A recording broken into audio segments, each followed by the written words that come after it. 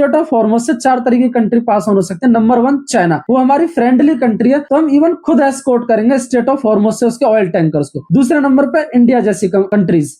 Israel और Iran के war को स्टार्ट हुए 25 डेज हो गए और ईरान अब इजराइल और यूएसए पे भारी पड़ता जा रहा है। सबको ऐसा लगा था कि यूएसए आएगा, बम गिराएगा ईरान पे और चला जाएगा बाकी कंट्रीज की तरह, बट ये वॉर इतना लंबा खिंच गया कि इसने वर्ल्ड के अंदर एक क्योस पैदा कर दिया। स्टेट ऑफ हॉर्मोज, जहां से ऑलमोस्ट 20% दुनिया का ऑयल जाता है, वो ब्लॉक कर दिया ईरान ने और वहां से निकलने वाली शिप्स पे अटैक कर रहा है। ईरान कैसे इतनी देर तक लड़ पा रहा है, समझते हैं इसको। Hello and welcome to the information, मैं Saurabh. Let's dive deep into. Iran के स्टेट ऑफ हॉर्मोज को कंट्रोल करने की वजह से क्या है कि वो अटैक कर रहा है फियर्सली वहां पे जो ऑयल टैंकर शिप जा रही है। तो इससे जो मिडिल ईस्ट का वॉर है ना, इसने अपनी सदी की सबसे बड़ा ऑयल क्राइसिस पैदा कर दिया। एनर्जी एजेंसीज बताती हैं कि ये वॉर हिस्ट्री का सबसे बड़ा ऑयल क्राइसिस ला सकता है। हमें ऑलरेडी पता है इससे $116 प्रति बैरल ऑयल की जो प्राइसेस हैं वो बढ़ गए, जिसको लेके ईरान कहता है कि हम इसे कंट्रोल करके रखेंगे और इसे छोड़ेंगे नहीं, और किसी भी तरीके से यहाँ से यूएसए या यूरोप की जो शिप्स हैं उन्हें यहाँ से निकलने नहीं देंगे। इस पे हमारा कंट्रोल रहेगा। तो अब इससे क्या हो रहा है कि जो गवर्नमेंट है ना, कोलैप्स करने की कगार पे आ गई है। महंगाई बढ़ गई है। इंडिया हो या यूरोप हो, सारी कंट्री में डाटा दिखाता है कि 2022 में, 2021 में, 2011 में हुआ था,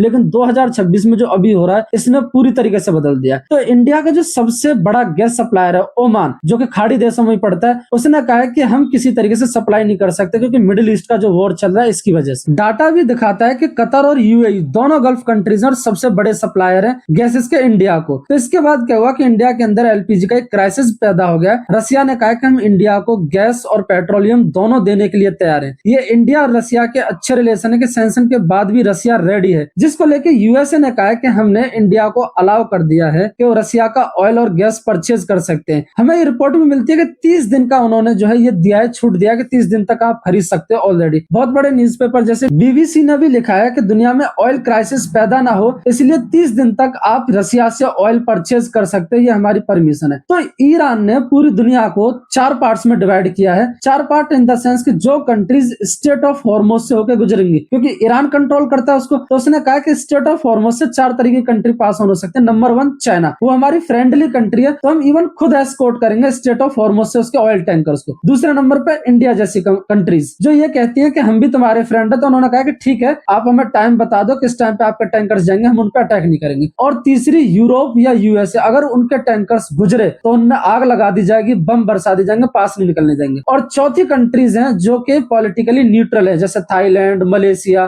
तो इनके ऊपर भी अटैक किया जा रहा है क्योंकि ये किसी की तरफ भी नहीं है और स्मॉल कंट्रीज हैं, ये जवाब भी नहीं दे सकती है, तो इनके ऊपर भी अटैक हो रहा है। इसके बाद ईरान ने यूएसए को मोक किया है, मजाक उड़ाया है, कहा कि ये वही यूएसए है जो इंडिया को रसिया का ऑयल नहीं खरीदने दे रहा था, सैंक्शंस लगा रहा था। अब इंडिया के सामने क्या भीख मांग रहा है, कह रहा है कि आप रसिया का ऑयल खरीद लो ताकि जो ऑयल मार्केट है, ऑयल के प्राइसेस है, वो ज्यादा ऊपर ना बढ़ जाए। इंडिया के ईरान के साथ अच्छे रिलेशन होने का इंडिया को फायदा तो हुआ है, क्योंकि जयशंकर साहब ने जब वहां के फॉरेन मिनिस्टर से बात करी तो उन्होंने ट्वीट किया कि हमारे पास अपॉर्चुनिटी है कि हम कुछ इंडियन शिप्स को जो कि गैस लेके जा रही हैं उन्हें स्टेट ऑफ हॉर्मोज से पास होने दें। दैट मींस कतर से मिलने वाली गैस के जो गैस टैंकर्स थे अब वो इंडिया की तरफ पड़ने वाले, तो इंडिया में लॉन्ग टर्म के लिए कोई गैस क्राइसिस पैदा नहीं होने वाला है। ये इंडिया की डिप्लोमेसी है कि वो स्टेट ऑफ हॉर्मोज से अपने 2 गैस टैंकर लेकर इजिली उसे क्रॉस कर पा रहे हैं। अब क्वेश्चन ये आता है कि यूएसए इंडिया को या पूरी दुनिया को क्यों अलाउ कर रहा है रसिया का सैंक्शन ऑयल खरीदने के लिए? इसका रीजन ये है कि इजराइल और यूएसए ने वॉर स्टार्ट करी और वो नहीं चाहते कि एंड में ये बोला जाए कि ऑयल क्राइसिस आया था और यूएसए ने हमें खरीदने नहीं दिया, इस वजह से इकोनॉमीज कोलैप्स हो गई। तो यूएसए अपने आप को सेफ साइड रखना चाहता है। अगर आपका क्वेश्चन ये है कि क्या ये वॉर जल्दी से खत्म होने वाली है, तो इसका जवाब है